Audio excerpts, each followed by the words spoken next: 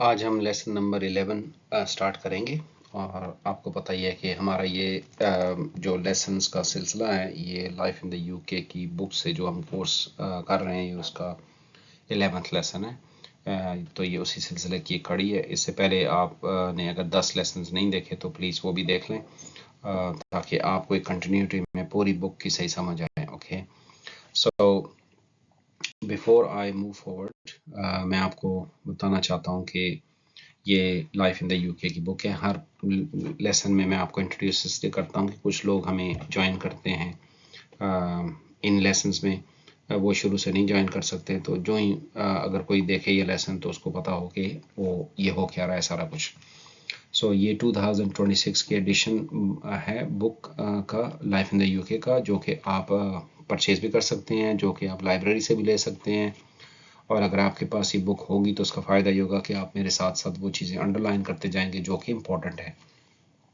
और अगर आपके पास बुक नहीं है तो भी इट्स ओके, क्योंकि आपके पास ये वीडियोस हैं, आप यहाँ से भी सीख सकते हैं। देखें, एक बात समझें कि जितने भी टेस्ट बनते हैं वो इसी बुक से बनते हैं। तो जो आपको एक्चुअल में टेस्ट आएगा वो भी इसी बुक से आएगा। तो इस बुक में 8 चैप्टर्स हैं। चैप्टर्स 1, 7 एंड 8 में से टेस्ट नहीं आता। लेट से अगर आप बुक ले लेते हैं तो आप कहें ओहो ये तो बहुत ज़्यादा लंबी बुक है।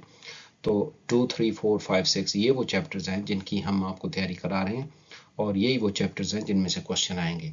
हमारा ये सारा कोर्स इन 5 चैप्टर्स में से है, ठीक है। तो एक चीज़ और जो आपको पता होनी चाहिए कि अगर आपने लाइफ इन द यूके कर लिया है तो B1 भी करना है, और अगर आपने B1 कर लिया है तो लाइफ इन द यूके भी करना पड़ेगा। इनडेफिनिट लीव और ब्रिटिश पासपोर्ट दो सेपरेट एप्लीकेशंस हैं, और इन दोनों के लिए आपको ये दोनों लैंग्वेज क्वालिफिकेशंस चाहिए, B1 और लाइफ इन द यूके। तो B1 के लिए भी मेरा पूरा कोर्स इंग्लिश उर्दू दोनों में मौजूद है, वो भी आप देखें और इसको भी आप चेक करें, ठीक है। तो अभी हम स्टार्ट करते हैं। आज हम पेज नंबर 27 से स्टार्ट करेंगे। अगर आपके पास बुक है तो पेज नंबर 27 पे आप चले जाएं। ये लेटेस्ट बुक है। अगर आपके पास 2025 या 4 या 3 की है तो मटेरियल सेम है, पेज नंबर डिफरेंट हो सकता है, ठीक है। सो हमने आज पढ़ना है जेम्स 6 और जेम्स 1, जो कि एक ही आदमी है, उसके दो नाम हैं, आप यूँ कह लें किंग्स कैसे ही होते हैं। Elizabeth 1 never married, so had no children of her own to inherit the throne. Elizabeth 1 की चूंकि शादी नहीं हुई थी इसलिए उसके बच्चे नहीं थे जिनको तख्त सौंपा जा सके, यानी उसके मरने के बाद जिनको किंग या क्वीन बनाया जा सके। When she died in 1603, her heir was James VI of Scotland. He became King James I of England, Wales and Ireland, but Scotland remained a separate country. तो जब 1603 में क्वीन मरी तो फिर जो स्कॉटलैंड का जो किंग था जेम्स 6, वो बेसिकली इसका कज़न भी था, रिलेटिव था। तो इस वजह से फिर उसी को किंग बनाया गया क्योंकि शाही ख़ानदान में उसके अलावा तो और कोई नहीं था और वो किंग भी था। तो स्कॉटलैंड में वो किंग ऑलरेडी था, वो मैरी क्वीन ऑफ स्कॉट्स का बेटा था, आपको पता होगा। तो वो वहाँ जेम्स 6 कहलाता था, और उसको फिर इंग्लैंड का भी, वेल्स का भी और आयरलैंड का भी किंग बना दिया गया। और इन 3 कंट्री के अंदर उसको किंग जेम्स 1 के नाम से जाना जाता था, ठीक है। बेसिकली आदमी वही है लेकिन चारों कंट्रीज पे रूल कर रहा है, तो इस वजह से उसके दो नाम है, क्योंकि स्कॉटलैंड उस वक्त तक अलग से कंट्री था। ये बहुत इंपॉर्टेंट ये वाला पैराग्राफ है। King James Bible, one achievement of King James' reign was the new translation of the Bible in English. This translation was known as the King James Version or the Authorized Version. बस इसमें यही है। King James के दौर की एक बहुत बड़ी ख़ास बात यह है कि उसके दौर में जो बाइबल की इंग्लिश ट्रांसलेशन हुई और उसको ऑथराइज्ड वर्जन कहते हैं या किंग जेम्स बाइबल भी कहते हैं, ठीक है। आपको इसके बारे में भी क्वेश्चन आ सकता है।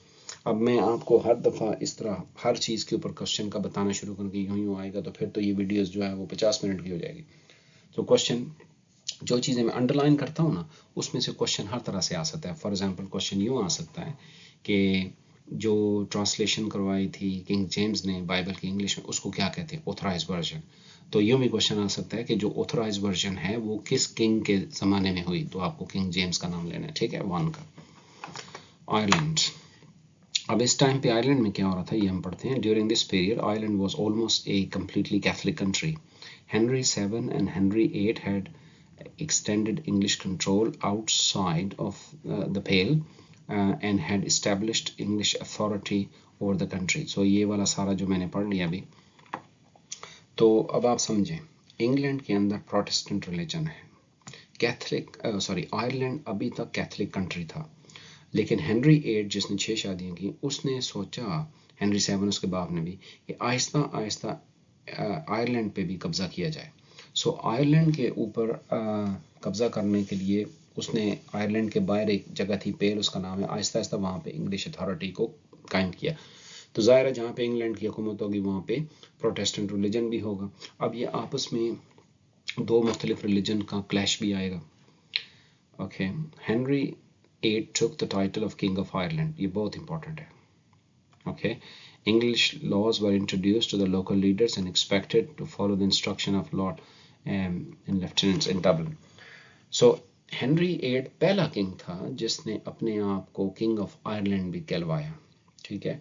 सो अब आपको ये क्वेश्चन आ सकता है कि कौन सा किंग था जिसने अपने आप को सबसे पहले किंग ऑफ आयरलैंड कहलवाया. तो आपको हेनरी 8 का नाम याद रखना पड़ेगा.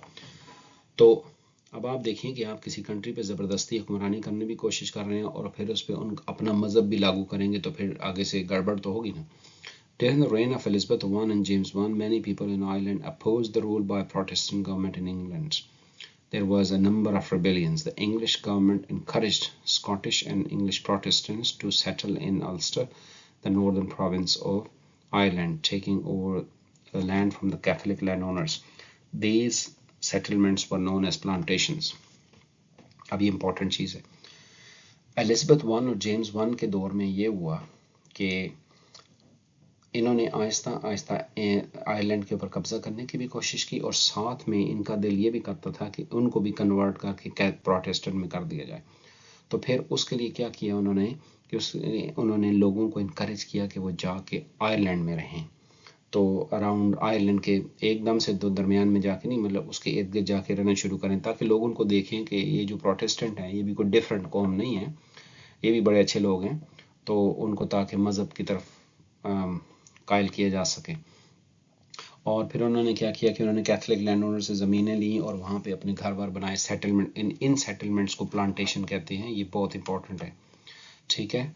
प्लांटेशन का मतलब ये नहीं है कि जाके पौधे लगाना या प्लांट लगाना. प्लांटेशन का मतलब है कि वो खुद वहाँ पे सेटल हो गए ताकि आहिस्ता आहिस्ता वहाँ पे उन लोगों को भी इम्प्रेस करने की कोशिश करें. Many of the new settlers came from south west Scotland and others land given to the companies. Okay, James later organized similar plantations in several other parts of Ireland, and this led to serious consequences. History of okay, so Henry ने तो bell से काम शुरू किया. James ने Ireland के इर्द गिर्द और भी जगहों पे इनकरेज किया कि लोग वहाँ पे जाके रहें ताकि आहिस्ता आहिस्ता वहाँ पे इनकी ताकत प्रोटेस्टेंट की बढ़ती भी रहे और फिर एक टाइम आए कि ज़ाहिर है सारे के सारे आयरलैंड पे कब्जा कर लिया जाए. तो अब जो इंग्लैंड से जो प्लांटेशन जो लोग सेटलर थे ये प्रोटेस्टेंट थे और वहाँ के लोग कैथोलिक थे. तो अब ये गड़बड़ होने के चांसेस ज़्यादा थे और बड़े सीरियस ट्रबल आए. क्यों? आपस में झगड़ा होना है. ये दो मुख्तलिफ अपोजिट रिलीजन दोनों को एक दूसरे के साथ नफरत, तो ज़ाहिर है उसके बाद तो गड़बड़ के ही चांसेस हैं.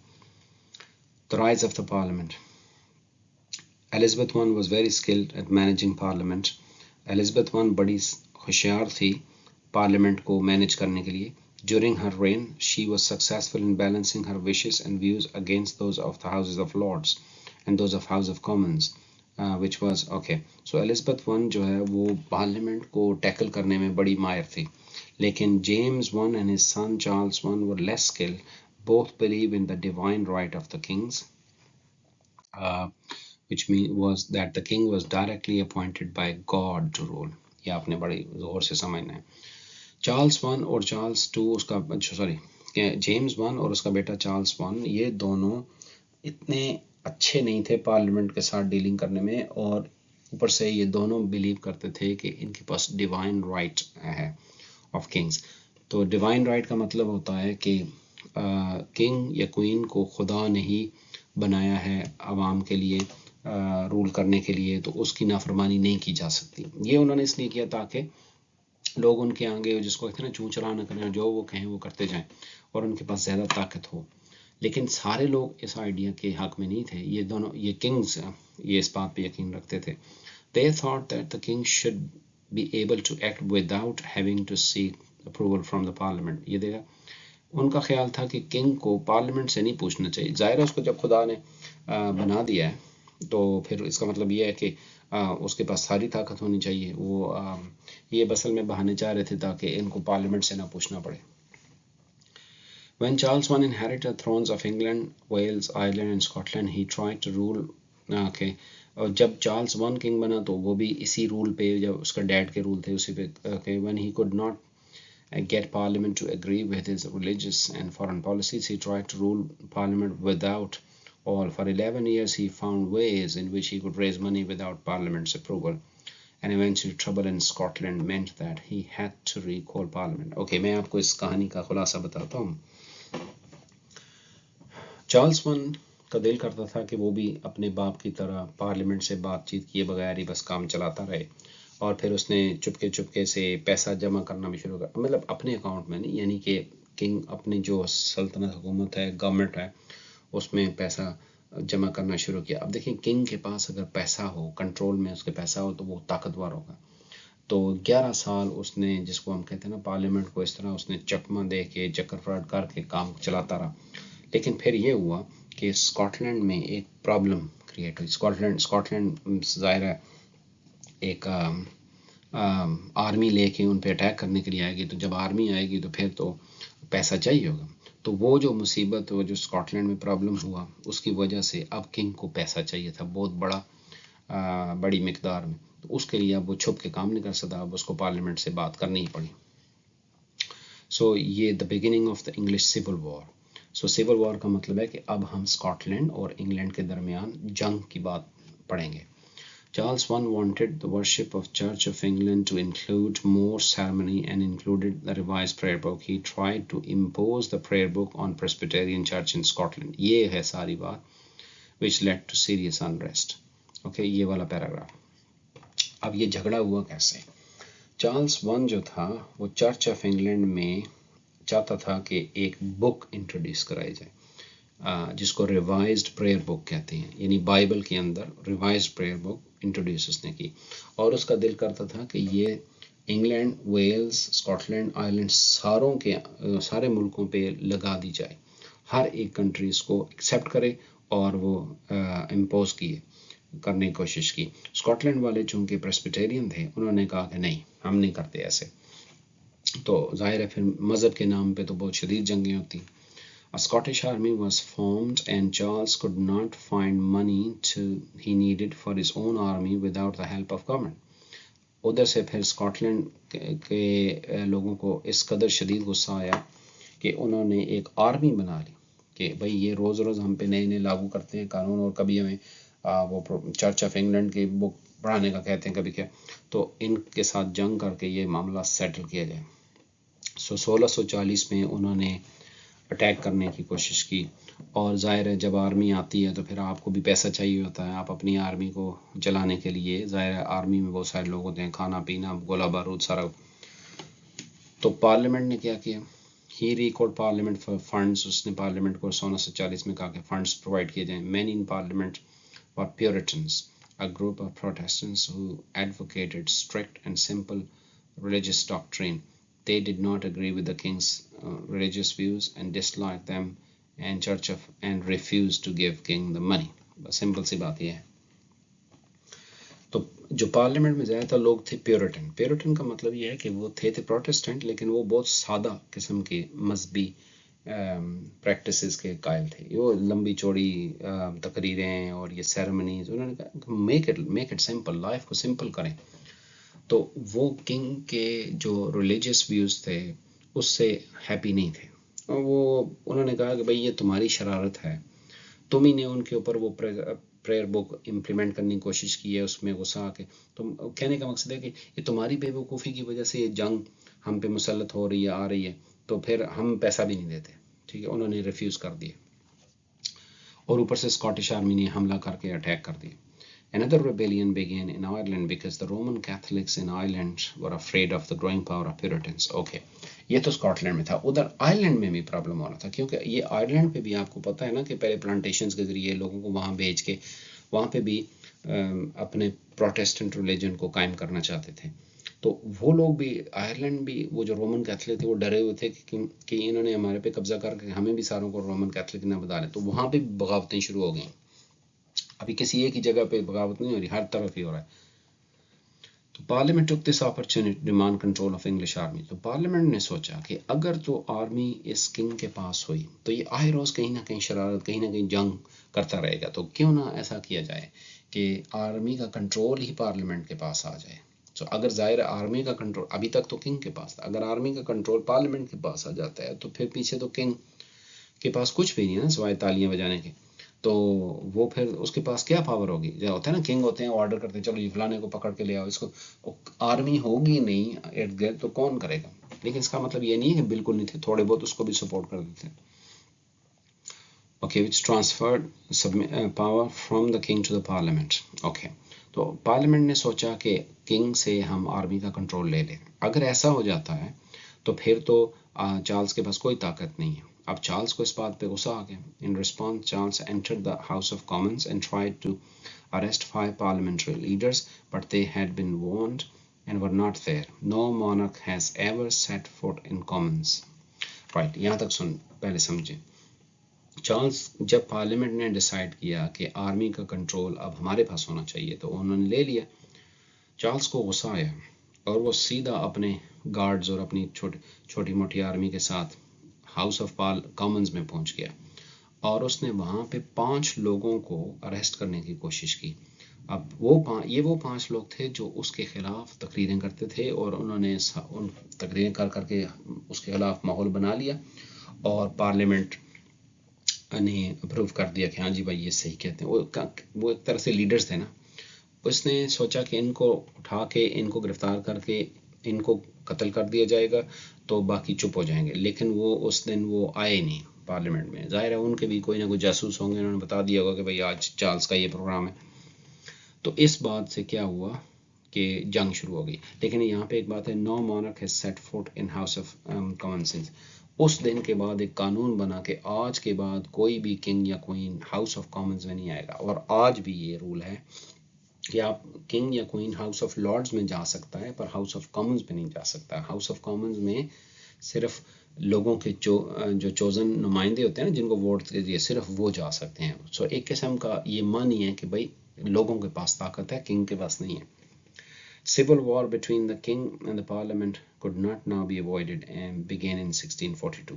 1642 में किंग और पार्लियामेंट के दरमियान, इन दोनों ग्रुप्स के दरमियान सिविल वॉर शुरू हो गई। तो आपको क्वेश्चन आएगा कि सिविल वॉर कब स्टार्ट हुई? 1642 में। The country split into those who supported the king, cavaliers, and those who supported the parliament, roundheads. Okay, so मुल्क पूरा जो है वो 2 हिस्सों में बट गया।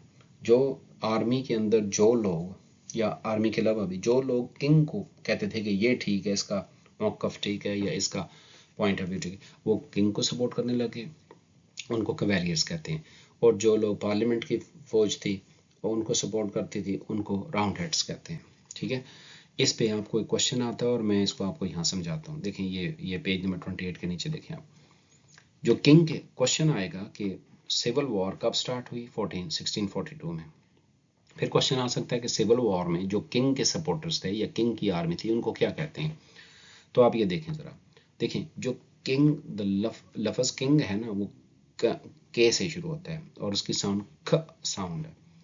और उसके जो सपोर्टर्स थे उनका नाम कैवेलियर्स है। होता तो सी से स्टार्ट है लेकिन उसकी साउंड ख आती है, के वाली साउंड, जैसे किट कैट हो गया ना जैसे। सो किंग कैवेलियर्स, तो बस आपने ये याद रखना है। सो जो किंग के सपोर्टर्स हैं उनका जो नाम शुरू होता है वो भी के साउंड से शुरू होगा। और जाहिर है दूसरा जो राउंड हेड्स है तो उसको फिर एक याद हो गया। तो फिर अगर कैवेलियर्स किंग के सपोर्टर हुए तो राउंड हेड्स तो नहीं हो सकते ना, राउंड हेड पे पार्लियामेंट के होंगे। राइट, आगे चलते हैं। Oliver Cromwell and the English Republic. Oliver, the king army was defeated at the Battle of Marston Moor and Naseby. By 1646 it was clear that the parliament had won the war and Charles was held prisoner by parliamentary army. ये वाला paragraph हम पढ़ रहे हैं. He was then unwilling to reach the agreement and in 1649 he was executed. Okay. अब आप इस बात को समझें कि अब जंग हो रही है, किंग की आर्मी हार गई समझो, और पार्लियामेंट जीत गई. उन्होंने किंग को अरेस्ट कर लिया और अरेस्ट करके उसको कहा कि भाई अब आप हमारी शराइत पर, हमारी टर्म्स एंड कंडीशंस पे साइन करें तो जान छूटेगी. उसने कहा कि अब भाई हम किंग हैं, हम वो जिसको कहते हैं ना उस टोन में, हम गर्दन दे देंगे पर हम आपके सामने गर्दन झुकाएंगे नहीं. तो किंग ने अपनी गर्दन कटवा ली, फांसी लगा दी, एग्जीक्यूट हो गया, लेकिन उसने वो उनके सामने सर नहीं झुकाया. तो इस तरह ये सिविल वॉर ख़त्म हुई.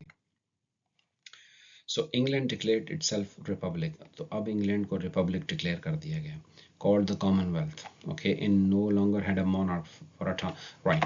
अब आप इस बात को समझें, जब किंग को तो कत्ल कर दिया गया चार्ल्स को, तो अब जाहिर है किंग कोई नहीं है, तो फिर पार्लियामेंट का हुक्मरानी होगी, जो पार्लियामेंट का हेड होगा, यानी जो इसको आजकल प्राइम मिनिस्टर कहते हैं, वो कंट्री का रूल कर रहा है. तो जब वो होगा तो फिर वो रिपब्लिक कहलाती है. ओके, अगर किंग हो तो फिर उसको मोनार्की कहते हैं या किंगडम कहते हैं. For a time it was not totally clear how country would be governed and for now the army was in control. अभी आर्मी ने कंट्रोल संभाला हुआ था, पार्लियामेंट की आर्मी ने. अभी समझ नहीं आ रही थी कि कंट्री चलेगी कैसे आगे. Anyhow, one of its general Oliver Cromwell, ये जिसकी पिक्चर है, was sent to Ireland where the revolt which had begun in 1641 still continued and where there was still the royalist army. Cromwell was successful in establishing the authority of English Parliament, but he did with so much violence. Today Cromwell remains a controversial figure. इस सारी कहानी का खुलासा ये है, सबसे पहले बात कि इंग्लैंड को रिपब्लिक क्यों डिक्लेयर किया गया, क्योंकि उसका किंग ही नहीं था. दूसरी बात ये होगी कि 1641 में किस आदमी को आयरलैंड भेजा गया ताकि वो वहाँ पे रेबेलियन, बगावत को कुचल दे. तो ओलिवर क्रॉमवेल उसका नाम है. और कभी कभी क्वेश्चन आता है कि ओलिवर क्रॉमवेल को आयरलैंड कब भेजा गया, तो 1641 में, began in 61.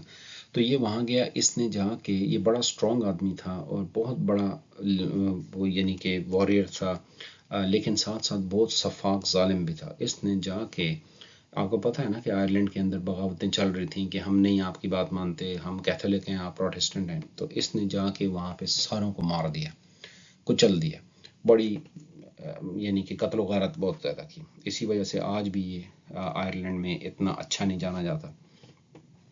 The Scots were not agreed to the execution of Charles I. Scotland के लोग जो थे वो चार्ल्स वन की, जिसको अभी हमने पढ़ा है ना कि आफ्टर सिविल वॉर उसको पकड़ के एग्जीक्यूट कर दिया गया, उसकी फांसी, उसके कत्ल पे खुश नहीं थे. And declared his son Charles to the king. और उसके बेटे चार्ल्स टू को किंग बना दिया. क्योंकि आपको पता है कि जेम्स वन स्कॉटलैंड का था, उसका बेटा चार्ल्स वन था, उसको कत्ल कर दिया गया. तो बेसिकली तो वो स्कॉटिश किंग है ना. तो स्कॉटलैंड और इंग्लैंड के दरमियान ऐसे ही झगड़े चल रहे थे. तो उन्होंने कहा अच्छा आप हमारे किंग को भी पकड़ के मारेंगे, ठीक है. तो उन्होंने फिर अपना चार्ल्स टू को बना लिया.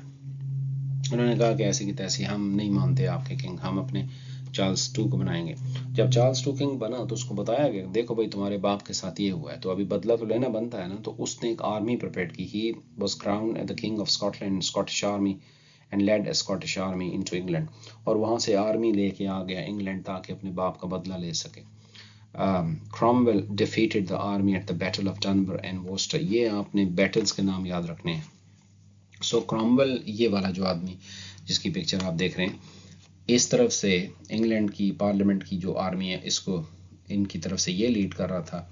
तो इसने जंग की और इसने चार्ल्स टू की फौज को भी हरा दिया और वो भाग गया, famously hiding. Charles too escaped the Worcester. From Worcester, famously hid in an oak tree on one occasion and eventually fled to Europe. Parliament now controlled Scotland as well as England and Wales. इसने उसको battle of Dunbar और वॉर्स्टर में हरा दिया और वो बड़ी मुश्किल से जान बचा के निकला. एक कहानी ये है कि वो एक ओक ट्री में छुप गया, ऊपर चढ़ गया और फिर जब सारे लोग इधर उधर हो गए तो फिर वहाँ से उतर के आराम से फिर यूरोप भाग गया, ठीक है. So after this campaign in Ireland and victory over Charles II Worcester, Cromwell was recognized as the leader of the new republic. Okay so जाहिर है इसने आयरलैंड में जाके सारी बगावत को कुचल दिया, फिर चार्ल्स को भी हरा दिया, तो ये एक बहुत बड़ा लीडर बन के सामने आया और इसको फिर लीडर ऑफ द रिपब्लिक बना दिया. He was given the title of Lord Protector, ruled until his death in 1658, और फिर इसको लॉर्ड प्रोटेक्टर का टाइटल दे दिया गया. लॉर्ड, ये उस ज़माने में प्राइम मिनिस्टर नहीं था ना, जिस तरह आजकल प्राइम मिनिस्टर या प्रेसिडेंट होते हैं, तो उस ज़माने में ये उस तरह का एक टाइटल था. 1658 में मरा और तब तक उसने हुक्मरानी की 11 साल तक, समझा नहीं 11 नहीं है ज़्यादा. When Cromwell died, his son Richard became Lord Protector in his place, but not able to control the army. जब क्रॉमवेल मरा तो उसका बेटा जो रिचर्ड था उसको बना दिया गया लॉर्ड प्रोटेक्टर, लेकिन वो नालायक था, उससे काम नहीं हुआ, वो ना आर्मी कंट्रोल कर सकता था ना government. So Although Britain had been republic for 11 years, 11 साल तक बगैर किंग के ब्रिटेन रहा, लेकिन ओलिवर क्रॉमवेल के बगैर there was no clear leader or system of the government. Oliver Cromwell के बगैर कुछ भी नहीं नजर आ रहा, मतलब कोई सिस्टम नहीं था. बेटा उसका नालायक था, तो जब बेटा नालायक हुआ, कुछ सिस्टम नहीं है, सारा निज़ाम गड़बड़ हो रहा है, फिर क्या हुआ? Many people in the country wanted stability. People began to talk about a king. Need for a king. तो लोगों ने सोचा कि इससे बेहतर है कि कोई किंग ही होना चाहिए, और आपको पता है कि एक किंग भाग के गया हुआ है फ्रांस में. तो ये लोग ऐसे थे कि इन्होंने ये समझते थे कि किंग का होना लाजिम है हमारे लिए. ये देखो ना भाई, ये कितना नालायक आदमी है ना, इससे गवर्नमेंट कंट्रोल हो रही है, तो उन्होंने सोचा इससे बेहतर है किंग. अब वो उसको किंग को बुलाएंगे वापस.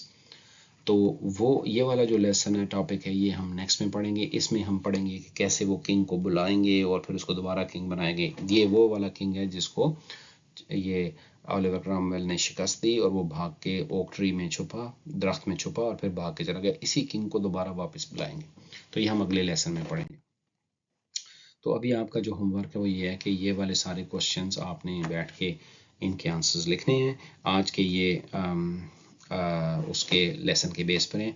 ये क्वेश्चन नंबर 10 जो है ये अगले लेसन के उस पेज पे आएगा. ये गलती से इधर आ गया, but don't worry about that. आप इसको भी शामिल कर सकते हैं. जब आप नेक्स्ट लेसन पढ़ेंगे तो उसका आंसर आपने उसमें लिख लें, लेकिन बाकी क्वेश्चंस आप अच्छी तरह से देखें, फिर उसको मार्क करें, चेक करें कितने आपने सही आंसर दिए. ठीक है, और फिर कोई क्वेश्चन है तो मुझसे आप पूछें और कमेंट्स में आप लिख दें, तो I will try to help. Alright, so अगले लेसन में बात करेंगे. Okay, bye.